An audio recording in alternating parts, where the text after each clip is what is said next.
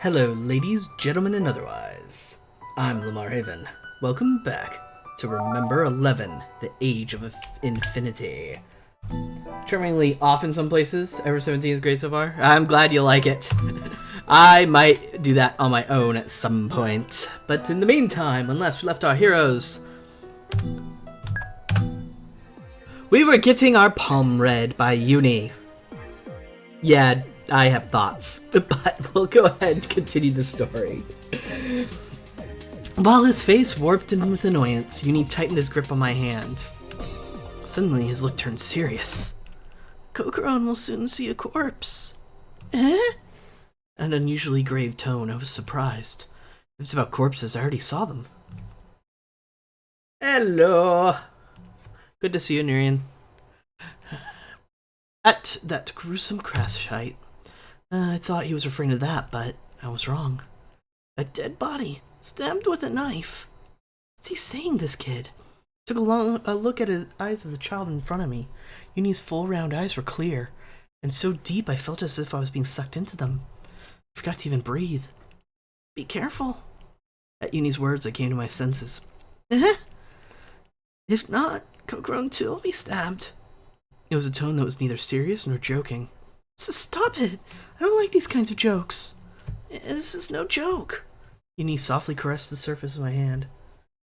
Find 11-year-olds attractive, sure creepy, but me on the other hand. What? Is that a quote from Ever 17? Because what the fuck? I'm going to need some context for that one, but I'll wait till I play it on my own. This is a prediction. My predictions, they often come true. Sometimes the kid becomes kind of scary. When you think he's just innocently playing with his teddy bear, all of a sudden he'll say with a grown-up face that things make you shiver. Felt an unbalance, as if conflicting things coexisting. Behind his neutral face, I wonder what kind of real nature he's hiding. Distant from my doubts, Uni sweetly smiled. A carefree smile, that of a child. I'm glad I could tell this to Kokoron. Even if I tell Satoru, it would be useless. Oh. I get it now. Yeah, that joke didn't land. Sorry. Should I trust this smiling face? Swallowing my rising anxiety, I tried to ask about something else. Say, did you see it before? The moment Satoru and I switched? What was it like? Boring. You just been silent for a moment, or so I thought, and suddenly you changed tone. If your eyes flashed or something, that would have been so cool. How easy going, that boy. At the moment of transfer, it seems no particular change happens to me on the outside. This too is similar to the personalities of DID patient switching. That's right, speaking of DID, remember Totori. She was talking to me through writing about when her personality changes took place. Before I forgot, I thought I should check through Inabushi's file. Thanks for the fortune telling.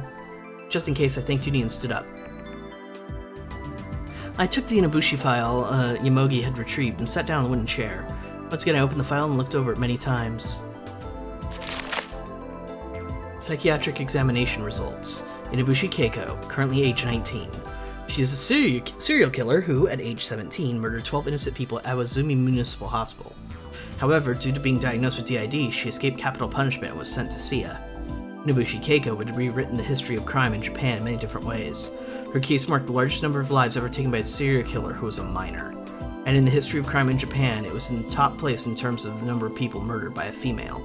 In general, there was no precedent for a female serial killer like her. Until the murderous monster known as the Highway Lady of Death appeared in America, it was even said that women couldn't be serial killers. That's mostly untrue, as there is some historical precedent to it. It's also very common for investigators and such in the past to simply say, a woman couldn't possibly do this.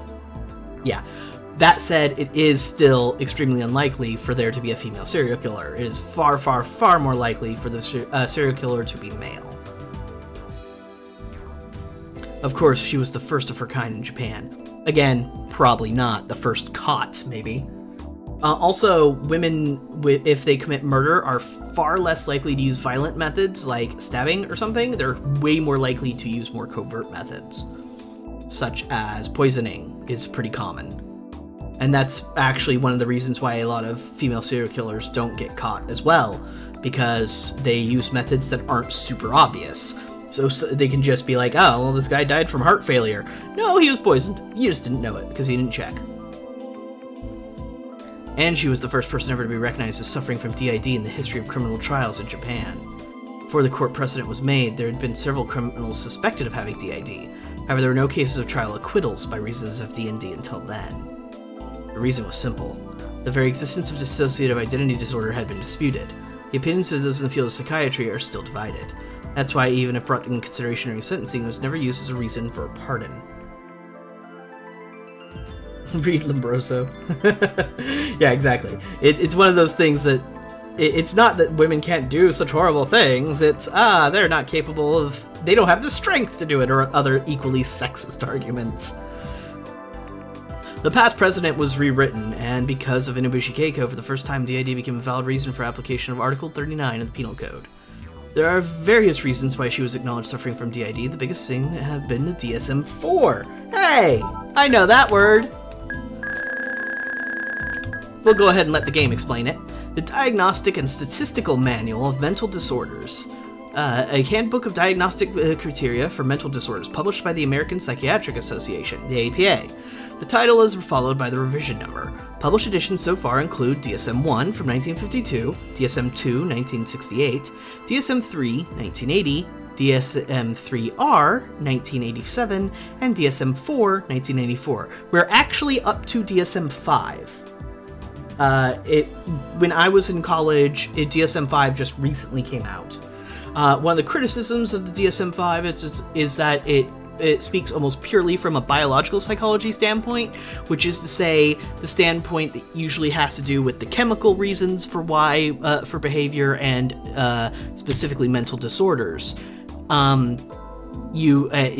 DSM also has suggested practices for curing disorders or dealing with disorders in general, and the DSM-5 almost is pretty strict on using biological methods, which is usually pills. It's criticized for that, I think fairly, because you always want a what was the word I was looking for? Multidisciplinary approach when you deal with not only trying to solve disorders, but just in general, just therapy in general. You always want a multidisciplinary approach. That isn't to say all disciplines are created equal, but psychologists really like the biological psychology aspect because it's one we can, one, get very strong statistics for, two, tends to show results more quickly, and three, depends far less on the individual skill or talents of the psychologist involved or psychiatrist involved. Difference between psychologist and psychiatrist. Psychiatrists have had medical school, and they're able to prescribe medication. A psychologist can only recommend medication. Usually they will recommend it to your doctor, whoever is like your current doctor, if they do recommend it. Manual, so to speak, is a simplified guide to the diagnosis of mental illness. It's by no means a Bible, by the way. Mental illnesses may affect a person in many forms and are notoriously difficult to diagnose. It is also not uncommon for separate examining doctors to differ in their diagnoses. To help eliminate such errors, the DSM is used as a guide for doctors to determine the name of the illness based on the observed symptoms.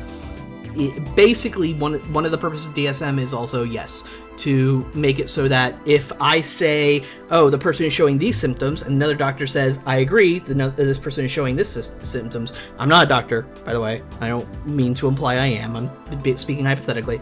Then they both can say, it's this condition, rather than they both having their own name for the condition or something. By asking the patient certain questions, just as about said patient's condition, and checking their responses against the data of DSM, even an inexperienced doctor can establish a diagnosis and begin appropriate treatment.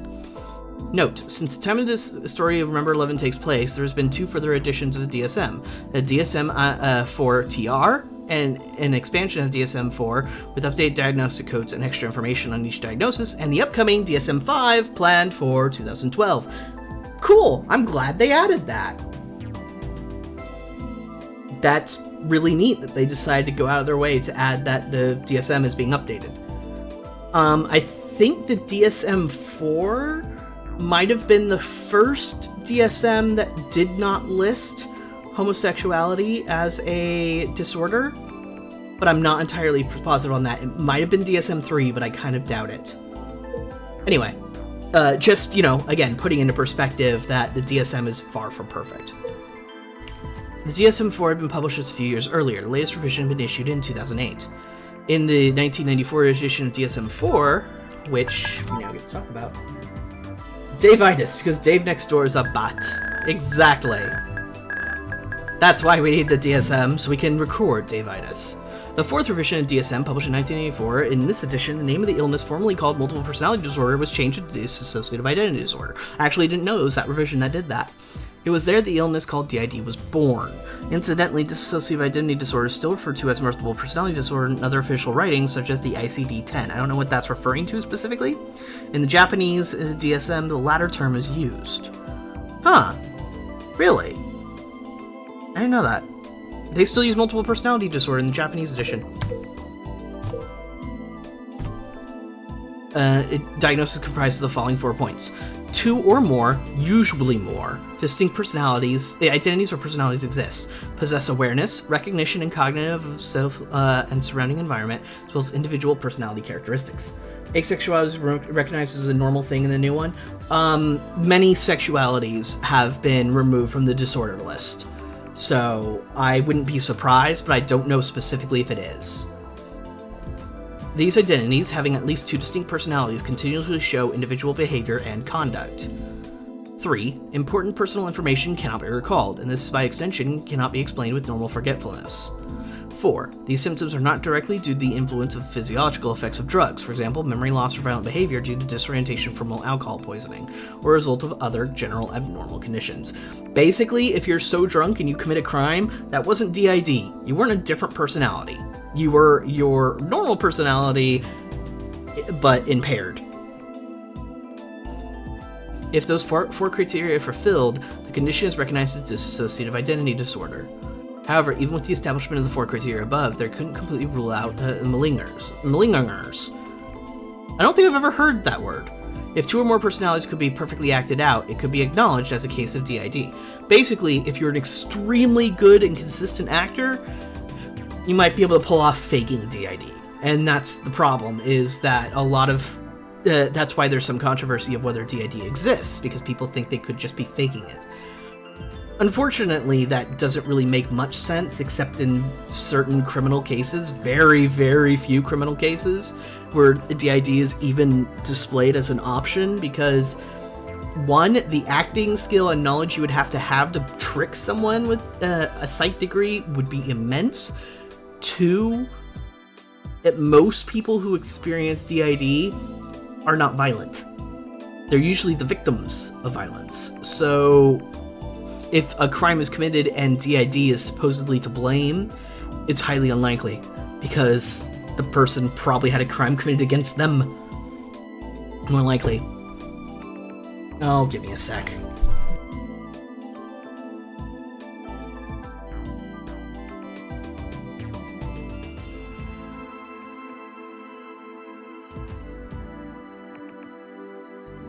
Troubleface was done with her nap in my closet. However, even with the establishment of the 4 criteria above, they couldn't completely rule out yada yada. There have also been those who have tried to exploit this through the misuse of psychotropic drugs. As a result, the 2008 edition of DSM-4 included the following appended criterion. 5. The above symptoms appear even while under induced hypnosis. Okay, so before we move on, I have to say something. I've said a lot about fortune tellers and how I feel they're mostly just cheating people out of money, or doing a job, I should say. Hypnosis actually does exist as a psychological thing. You can, if you get a full psych degree, be taught hypnosis and perform it on people. There are certain restrictions, and it's not nearly what people think it is. Anytime you see hypnosis in like a TV show, they got it wrong. I can almost 100% guarantee it. It's nowhere near what what they show in TV. But yes, hypnosis is a thing. It's just very different from what you normally see. DSM-5 mentions asexuality in reference to low sex drive, and meaning there's no disorder and stuff. Yeah, okay, cool. I'm glad you looked that up for me. Asexuality doesn't have to be associated with low sex drive, though. It can be. but it definitely doesn't have to be. Aromantic asexuals usually don't have a very high sex drive, but I mean that's not a biological thing, that's just a personal thing. Sex drive is a really hard thing to categorize, and usually when you say sex drive, almost everybody assumes it's a biological factor when it doesn't have to be. In other words, if a different personality arose even during hypnosis, a condition in which the patient is unable to act, they'll acknowledge it as DID. The addition of the guideline had an influence on the skeptical field of Japanese psychology. In Japan, it became accepted that a person was suffering from DID if the above 5 items were fulfilled. Nobushi Keiko had undergone an examination under hypnosis in accordance with DSM-4 standards and was confirmed to have DID. That was acknowledged as evidence in court, and Inabushi Keiko was acquitted as a person suffering from an unsound mind. Yep, I remembered it pretty well in any case. I was impressed with myself for being able to clearly remember every detail that told us in class. I don't know if it's a topic that I like, though, so it's only natural I'd remember it. I'm interested in humans and society. That's why I decided to study criminal psychology. People are mysterious, so we actually know what she's finally studying, huh? They have the intelligence to make space travel a reality, and say something like I'm a seagull to express that feeling. Even so, they continue the stupidity that is war, and have temper short enough to enable them to kill someone in a blind rage. They can experience deep love, as well as murder the innocent. Inside a frail body that possesses neither claws nor fangs, humans are filled with chaos. Men have adventurous hearts, searching for glory while traveling to the depths of the ocean and the cosmos. My interest lies in the abyss of the human heart. And while studying criminal psychology, what attracted my interest the most was Inabushi Keiko. I turned to the next page of the file. Inabushi Keiko has dissociative identity disorder. Maybe I should review the case one more time. Review it. The illness is, simply put, an illness where the birth of another personality not present when the person was born occurs. Not strictly true. Well, actually, that is technically true. Let's move on. There are differing opinions of the cause, but they say that being exposed to ill treatment during the development of the ego before the age of 12 is the root cause. Not necessarily. I believe DID can present itself in any stage of life. And the fact that they use the ego, big red flag. Using terminology from Freud, always a red flag. Kind of an amusing choice of words. Yeah, I know. It's a reference from earlier in the story, but I mean, you know that probably. Children can easily construct imaginary personalities in a way that resembles autosuggestion. If abused by the parents, they will seal away the memories of their pain and anger and fear within the imaginary personality, in order to relieve the pain of the trauma they suffered. In other words, they protect themselves by thinking that one being abused isn't them, but a different imaginary self. But the abused personality is also originally part of the self, so it's necessary to accept those memories as their own. So far, pretty accurate. However, the pain and suffering inflicted on the other personality is hard on the main personality to accept. Keep using main personality, that's not really consistent with what we know now. Because of that, the main personality chooses to hold the memories of suffering inside the other self. They are not able to become one, and therefore separate independent personalities brought into existence. The inability to combine their memories in one to the point of forcing them apart into separate identities. That's dissociative identity disorder. At first, Inabushi Keiko's DID was thought to have stemmed from early childhood abuse. With that in mind, a thorough investigation was done by a leading psychologist. However, because Inabushi Keiko's mother was already deceased, there was no way to confirm the occurrence of childhood abuse as definite. But in addition to DID, due to the confirmation that she was suffering from borderline personality disorder, as well as her fragmented testimony, it is widely assumed she had been the victim of childhood abuse. Oh goody, we're getting into borderline personality disorder now. Borderline personality disorder, alias ambulatory schizophrenia, pre-schizophrenia, schizotypal disorder. A schizotypal disorder is just a disorder that falls under the umbrella of schizophrenic-like disorders, by the way. Not necessarily schizophrenia itself.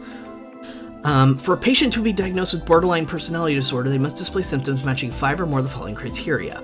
1. Inability to distinguish fantasy from reality. 2. A pattern of unstable and intense interpersonal relationships. 3. Identity disturbance, markedly and persistently unstable self-image or sense of self.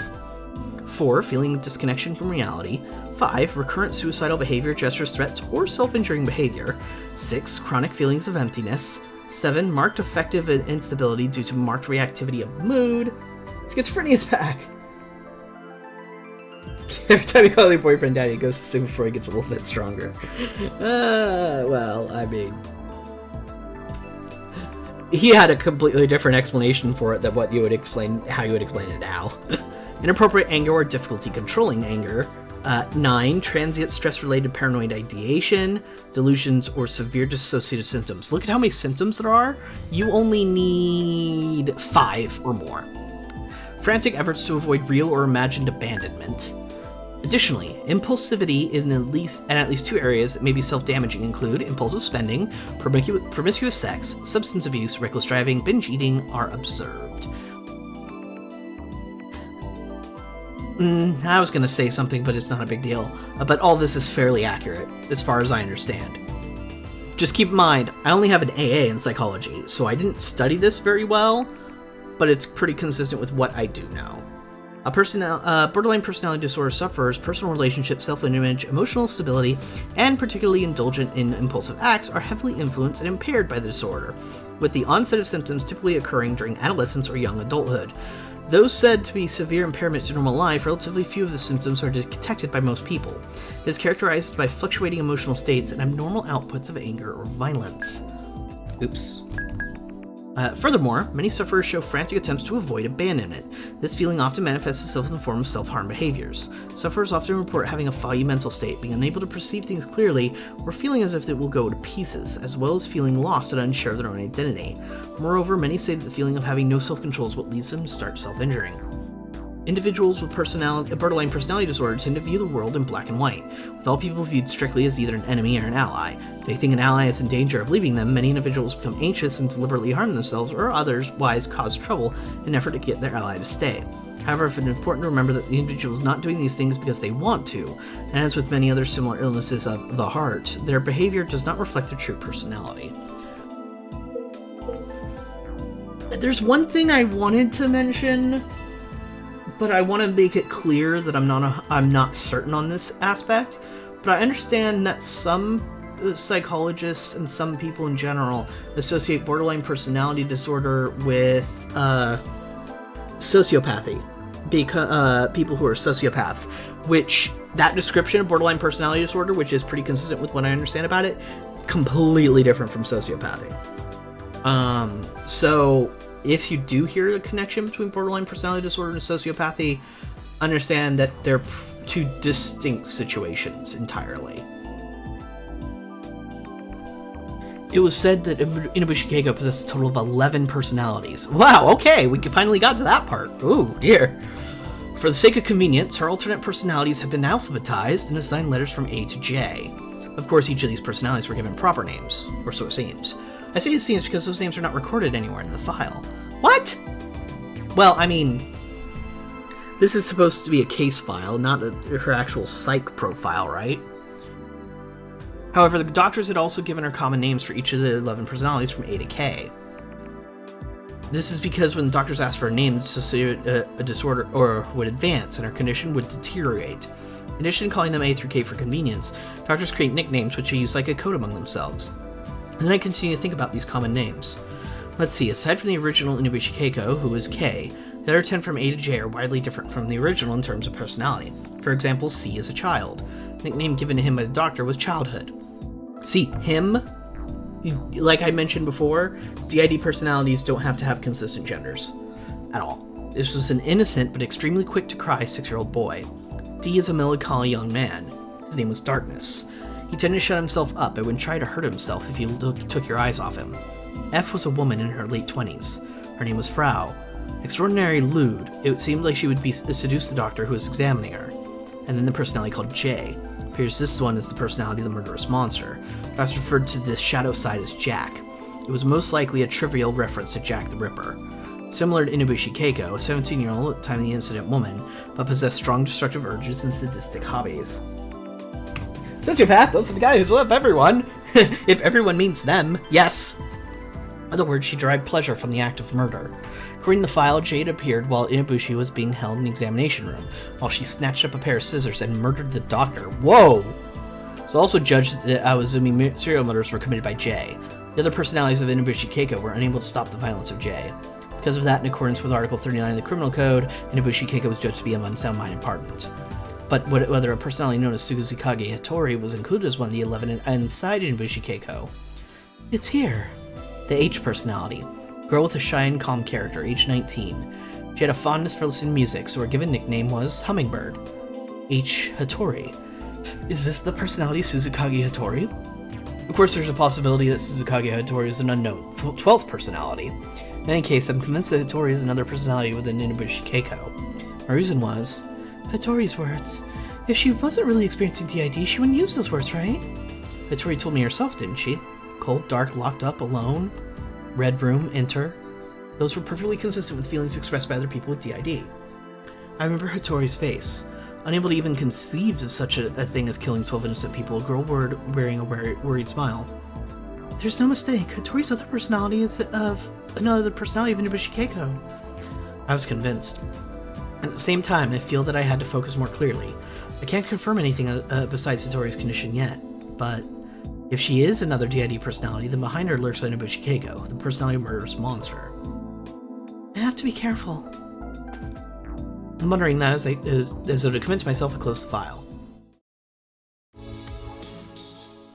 Whom I can rely upon.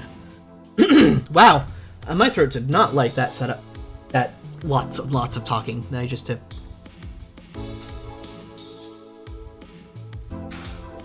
Give me a sec.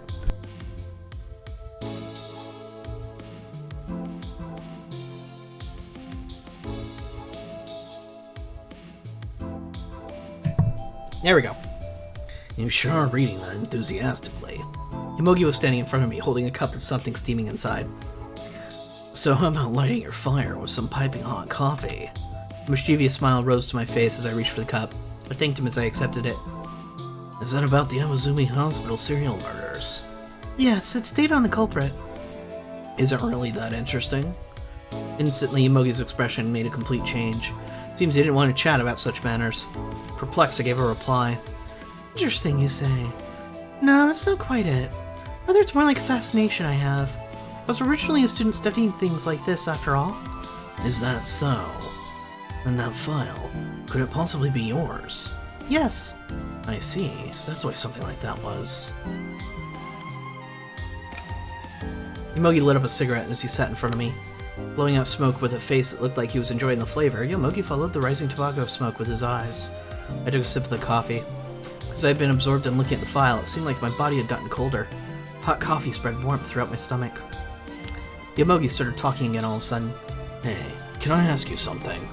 The culprit, what kind of a person were they? Are you interested too, Yomogi-san? Well, how do you say this? It's out of curiosity. Was he being a little inarticulate, or was it just my imagination? They really shook up society in a big way, after all. Even someone who's only interested in mountains like me would have had a little interest in it. They stopped reporting any information on the culprit halfway through, too. He was a minor, and on top of that, one with a mental illness, so the details were all covered up. They didn't even tell us anything about the victims. Or so I heard.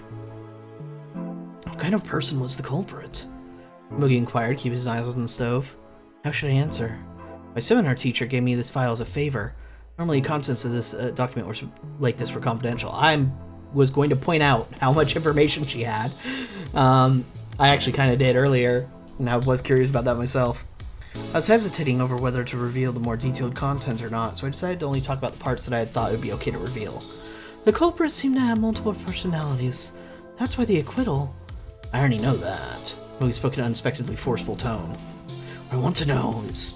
how do I say this? Is the person evil or something like that?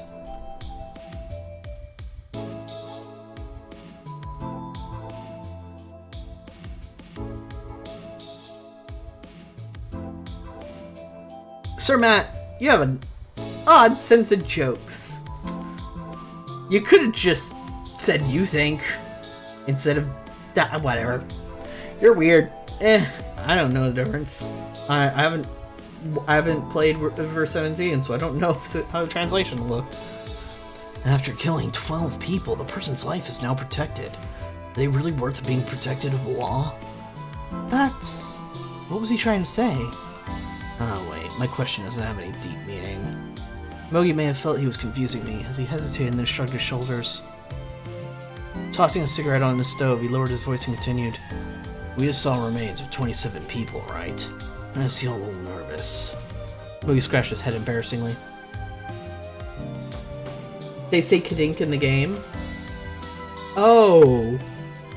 They just did a find replace youth with kid? What? No, don't find replace. Ever. Find replace is a bad idea. Moogie scratched his head embarrassingly. Certainly seeing that crash site would have been enough to make you really think deeply about life. It can change how a person views life and death. I became a bit confused as well. Moogie may have seemed calm at the time, but he may have only been desperately trying to bear it. While flipping through the file quickly, I had to decide how to reply to Yomogi. I told him what I honestly thought. I think Inabushi Keiko did a bad thing. She did so many bad things. While her actions were evil, I don't know yet whether she herself is good or evil. It's because I don't know what I want to find out. I want to find out why she did such a horrible thing. Hearing my answer, Yomogi replied with only one phrase. I see. That was his answer. And then he mussed with his hair in his hand. In that case, we have to return alive. Yes. Now then, looks like the fire's gotten weaker. After standing up, he gave a big stretch. The stove's flame had lost its vigor. It needed to be replenished with firewood from the basement. Oh, that's right. Yukito-kun seemed to have said something about the voice recorder. It was a message for you. Not knowing about what your other personality is doing. The idea is pretty tough, huh? Leaving his words mixed with a sigh, Yomogi descended the basement. I wonder what's wrong with Yomogi-san. Yomogi's back looked like a little lonely as he climbed down the ladder. Once you're in your 30s, you probably have a lot to think about. Don't remind me! Well, I can't just sit here. Let's get the message. I have to listen to a message from Satoru. Do you find the answer that would help resolve the phenomenon? Groping in my pocket, I searched for the voice recorder. Hey, Mayuzumi! Yomogi's loud voice rang out from the basement. Help me out a bit! Mayuzumi, who had curled in bed, made an openly reluctant face. Why me? Just come on, I'm begging you. You can just ask the woman over there, can't you? She glared in my direction. I panicked and stood up. It seems I should try to help Yomogi-san. Son of a bitch! Thinking that, I tried calling down the basement. From the stairs that led to the basement, Yomogi's head popped up, lifted the firewood up and laid it on the floor. Ugh. It's fine now. Looked like he managed to finish by himself. I'm sorry, I didn't notice. It's fine. Yomogi laughed gently. Regaining myself, I took out the VR. There were 2 new data entries. First I played Data 1. It's me, Satoru. I heard from Uni. Seems you were in the crash site, huh? It's kind of awkward, so I don't know what to say at times like this. Just one thing. Kokoro, when I think about the meaning of it is of you being alive right now. You can't get back the lives of those who are lost. There's nothing you can do about things that have already come to pass. Or can you? But at least you're still alive. There must be some meaning in the fact you survived. That's what I think. That's why I want you to just think about what you can do now. This is what we're talking about after all. You're a smart person. You understand what I'm saying, right? Kokoro, try not to lose heart. You're not alone. I'm always right next to you. May not be able to make direct contact, but it's like you and I share one body and heart, so think of me as being right next to you and be at ease. Bye then. Data 1 ended there. Somehow I'm kind of embarrassed. More than that, I'm happy. Satoru was worrying about me. Knowing that I went to the crash site and was feeling down, he tried to cheer me up. I want you to think about the meaning of it as being alive right now. That's what Satoru said. I survived, and I'm still alive now. That's why as long as I'm still alive, I'll give it my all to live.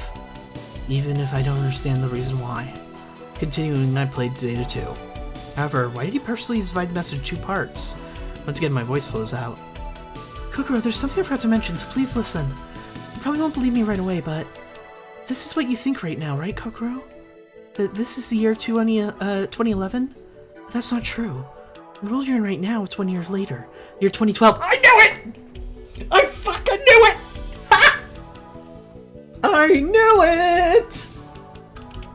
If you don't believe me, you can ask the people around you. This is an undeniable fact. I'd like for you to accept it as is. That's why about Uni. Huh? What? Wait. What about me? Data 2 ended. It ended there. I was surprised and shocked at the same time. The world I'm in now. Is the year 2012? What is he saying? Today's January 13th, 2011. On New Year's Day of this year, I received a Happy New Year's card that said Happy 2011 written on it, and along with the illustration of the rabbit from Chinese Zodiac. Why you made such a simple misunderstanding? You don't believe me, you can ask people around me. That's what he told me. If you're going to say something like that, then I will ask. I do applaud you for breaking up the time thing. I tried asking and looking around over at the three of them. Everyone? All three focused their gaze on me. This is an abrupt question, but what year is it right now?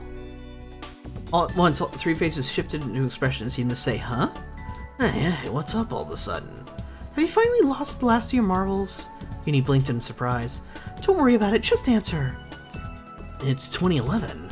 I look at Mayuzumi wrapped in a blanket. It's the year 2011, obviously. I looked at Uni. It's the year 2011. So it is 2012 at the facility. So my theory that it's two different times is absolutely correct. Which means that my theory about Uni going back in time somehow... Oh no! Personalities can be swapped between timelines. So Uni isn't swapping with somebody else entirely. Uni is swapping minds with himself. That's why there's no perceived real difference for us being able to tell. Because he can act like himself easily. He doesn't need to do otherwise. So I think he did come back. He's been swapping for a while, I'll bet. And he's been swapping with his future self. That's why he seems, at times, way more mature for his age. Because he's been through a lot of shit in a year. Oh, hell. I was satisfied with the answer. That proved that the year was the year 2011. As I thought, Sitara must have misunderstood something. I don't know how the misunderstanding occurred, but that should clear it up. I went to the basement to record my message. The three of them wordlessly stared at me in blank amazement. Pretends to be so. Exactly! I think he's doing it to try and save us? In theory? Who knows? I took the VR out of my pocket. I don't know enough to know his motives or his goals yet, but I think that's what's happening. This is Kokoro. I listened to your message. Why'd you say it was the year 2012? It's the year 2011. It's not like you to be mistaken. Maybe you should rest for a bit. I asked everyone, and they all said it was the year 2011 too. I repeat, this is the year 2011. There's no mistaking it. I paused the recording, and after thinking for a while, I pressed the record button once again. P.S. Quit taking off my wristwatch, okay? Wristwatch is called a wristwatch because you wear it on your wrist. I finally told him the thing which had been bothering me for a long time. I felt a bit satisfied. A smile naturally followed. Returning to the first floor, the three upstairs were eyeing me from a distance. They had huddled together, whispering to one another. Perhaps my behavior was too suspicious for them to overlook. But thinking to myself that this wouldn't be the first time, I became defiant. Because of my personality exchange with Star, those watching from around us probably think my speech and conduct quite suspicious. Ugh, for some reason I couldn't get that sentence out. Nothing will come out of it if I try to smooth things over now. In order to conserve my strength, I lay down, pulling a blanket over my head as I did.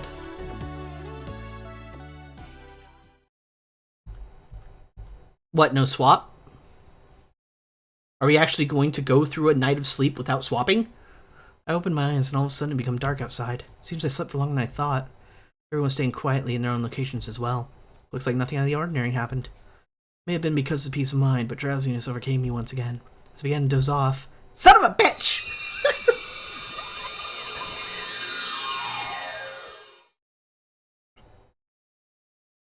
Chain-like spiral. How's that Sphia? I was in the living area, sprawled out on the sofa. Radio! Radio! Uni, who was sitting right beside me, got up and returned to his room with light steps. Then, as if trading places with him, Tsumi came out of her room. She walked toward the kitchen. A moment later, I could hear the sound of water running. I turned my head to look, and Tsumi was washing dishes. Hattori wasn't around. She might be sleeping in her room. Hey, Tsumi-san. Yes? Tsumi answered without turning her head. What year is it again? Tsumi came to a sudden halt. She slowly turned in my direction. Fuyakawa-san? Yes, that's right. Goodness, she's observant. Fuyakawa-san. For some reason, her laugh seemed odd. Wonder what's wrong. You see, just now, Yukido-kun asked me the same thing. Satoru did? Oh, never mind. Doesn't need to be that observant then. So then, what year is it? 2012. Her reply startled me. Are you sure? Yes. After all, last year was 2011. I began to feel less sure of what I thought. I'll try asking someone else. Going to Hattori's room, I found her in bed. Just before, in other words, one transfer ago, she had been acting quite deranged. However, it seemed she had calmed down completely since then. Seeing me, she roused herself. Still in bed, she tilted her head and stared at me. Hey, Hattori-chan, what year is it again? As if puzzled, she inclined her head doubtfully against the pillow. Then she hesitantly made a peace sign. Hattori continued to wait in that position. You mean 2? Nodding, she then made a circle with her thumb and index finger. 0. And finally, raising both hands, she raised only her index finger up in each. 11. Wait! She thinks it's 2011? That does! Oh my god! That means she's doing the swap too! I was right! She's swapping back in time, and right now we're dealing with the swapped personality. Oh no. What does that mean? Where's Inabushi Keiko? 2011? Hattori nodded repeatedly. I was getting more and more confused. Which one of them was right? Thank you. Sleep well, okay? I left the room. Just as I returned to the living area, Uni also entered. In his hands was a small portable radio. Hey, Uni, what year is it? What? Again? He had an exasperated expression on his face. Again probably means Uni got asked the same question by Satoru. You're so persistent. Sorry, but would you tell me, please? It's 11. You mean 2011? That's right. What's up with you anyway? What? Now I'm more confused. Unless I'm right and this is the swap personality. And he thinks it's 11 and 2012 Uni is in the past and was able to lie. But this Uni is having a harder time with it.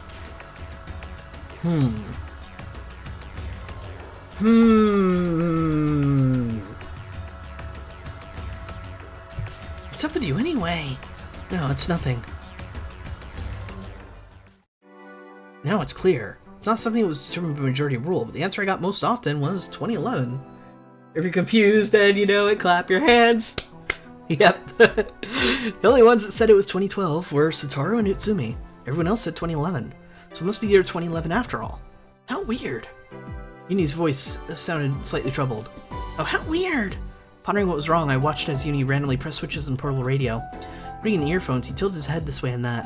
Why can't I hear anything? Seems the radio was broken. I'll try to fix it. Wait a minute! I recognize that, don't I? Let me see it. I reached for the radio in Uni's hand. Is it really broken? Taking the radio from Uni, I prod at it, turning it around and getting a better look at it. Pushed various switches. Radio remained quiet, not letting forth even a single word. First place, there's nothing displaying on the LCD screen. Well, I'm guessing the image isn't accurate. I'd gone completely silent. Think you can fix it? Uni looked at me with an anxious expression. Is this really a radio? It's useless. Uni's shoulders slumped in disappointment. You're machine illiterate, huh, Satoru? When he says it so abruptly, it's kind of a shock.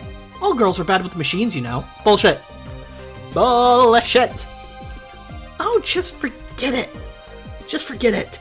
Unable to take it anymore, I tossed the radio aside. I only meant to throw it lightly aside due to the way it fell with more force than I thought it would. It made a loud noise as it hit the floor. At the moment of impact, a piece flew off the radio. I thought it had broken, but it seems it was only the cover of the battery compartment had fallen off. Oops. Hold on. Uni let a shout of surprise as he picked up the radio. It doesn't have any batteries. Are you telling me it wasn't on and you both didn't think to check the batteries? You're both idiots. Uni. Sorry. Utsumi brought some new batteries, and upon inserting them, the radio immediately came back to life. Reception was bad, but voices could definitely be heard through the static. That's about right. But wow, there are only 352 days left in the year, huh? What are you saying, Kobayashi-san? The year of 2011 has just begun. What?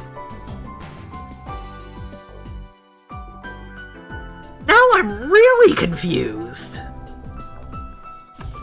2011. I'm sure the DJ on the radio said 2011 right now. You need to twist the tuning knob. It's 2011, the year of the rabbit. Wait. Wasn't it not the year of the rabbit? I thought 2011 was a different year in the Chinese zodiac. To commemorate the year of the rabbit, a bunny girl campaign is going on in the Sakai district of Nagoya. Now that you mention it, they're going to be abolished the terrestrial analog broadcast, aren't they? At first, they said they were enacting the plan in 2011 was impossible, but the switch to digital has gone much more smoothly than they imagined. Only 10 years ago, the cost of a digital-ready TV was over 1 million yen. Can you believe it? You decided to continue fiddling with the knob, skipping from station to station. 2011 was definitely the year of the rabbit, but I could have sworn they specifically mentioned it earlier, and I wasn't certain it was rabbit. Of course you're confused. Uchikoshi is why. Well, yeah. It seemed like he was looking for a program he liked. To summarize, the solar winds get stronger and weaker throughout an 11-year cycle. And this year, 2011, just happens to be one of those lucky years. Solar winds affect the various satellites orbiting the Earth and cause a bit of trouble. Do you understand? No matter what program you switch it to, they're talking about the year 2011. There's no way it can be 2012. There's only boring stuff. And you switch off the radio. I sink deep in the sofa. Satoru and Utsumi both have it wrong. Those two don't seem like the kind of people that make that kind of mistake. So why? My sight rests on a large television. What about the TV? Timidly, I tried turning on the power. First thing I saw was a scenic shot in the mountains. No way, are they going to show Mount Kakura, I thought, as I brought my face closer to the screen. That was wrong. This was Jungfrau of Switzerland! Let's see what Jungfrau is. Jungfrau, a mountain range in the Swiss Bernese Alps. Its peak stands 4,158 meters above sea level. The name means Virgin Peak. It was designated a World Heritage Site in 2001. I've seen a photo of it before. A cute little train running along a mountain through budding greenery. I changed the channel. At the time, it was an ocean scene. A dolphin cuts through the water, swimming at incredible speed.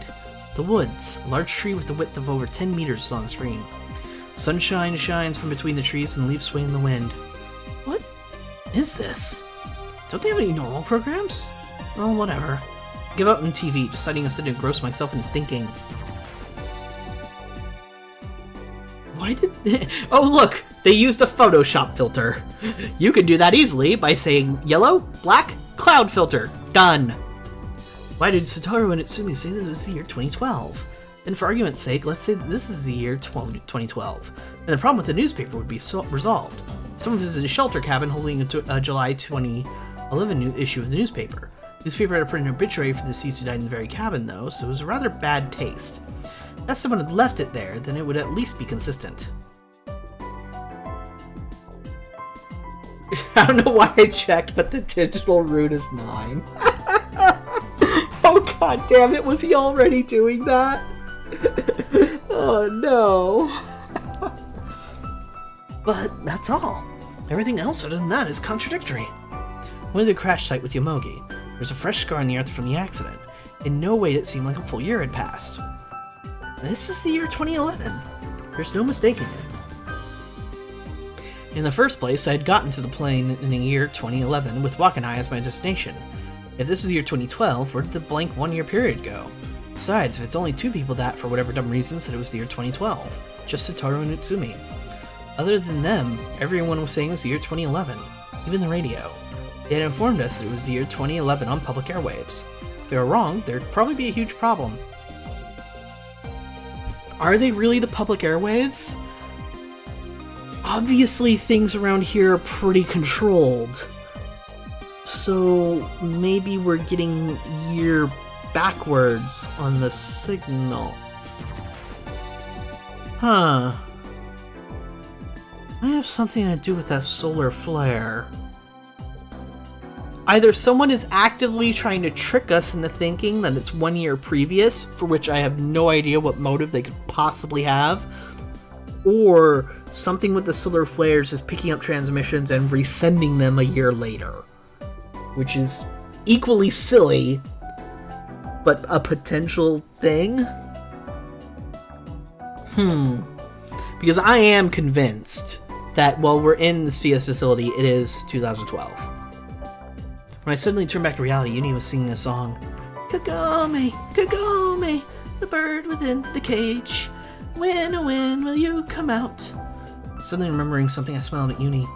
Hey, thanks for Mr. Bear. I was feeling down in the shelter cabin. Uni's kindness when he hugged me with the teddy bear left a deep impression in my heart. I'm gonna thank him just once. You're gonna get in trouble on this one. However, Uni just stared at me suspiciously. Huh? What? You know, Mr. Bear, the stuffed animal. Huh? Maybe he doesn't understand because my body is a Sotara's right now. I'm Kokoro right now. Get it? You comforted me, right? At the cabin? Cabin?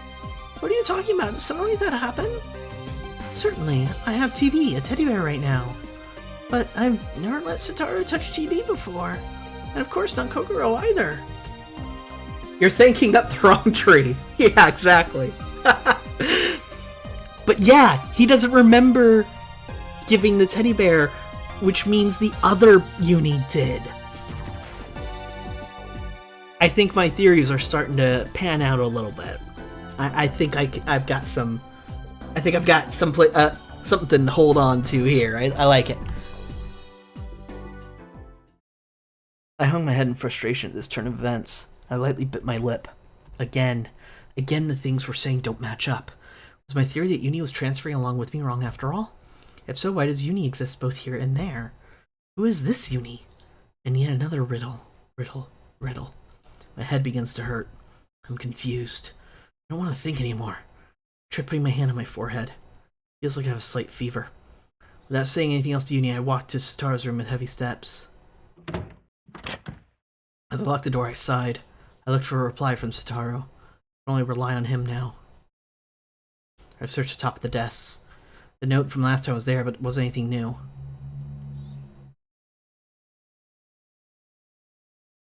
Thinking it might have fallen under the bed or the floor, I tried searching for it, but it was useless.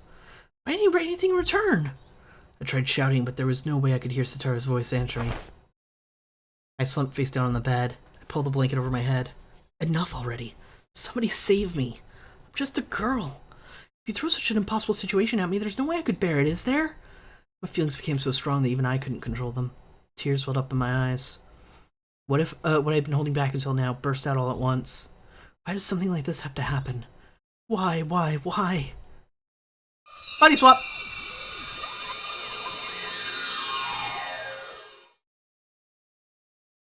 Memories and predictions. Before I realized it, the blanket over my head had vanished. On the contrary, everything around me underwent a complete change.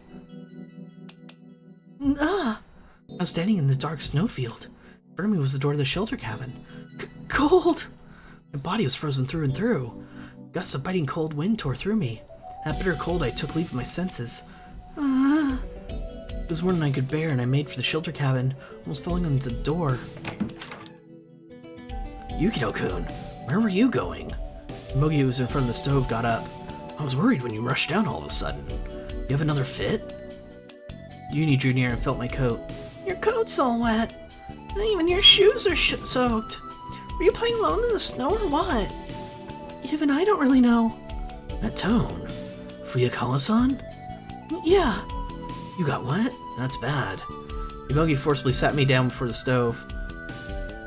Take off all your wet clothes, but especially sure to warm your hands and toes up.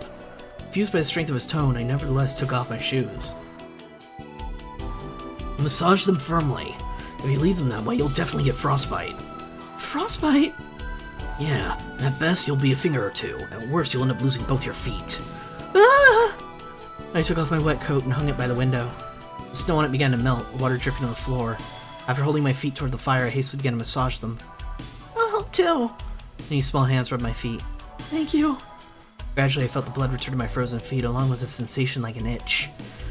Shall I build up the fire? Emogi brought out more firewood.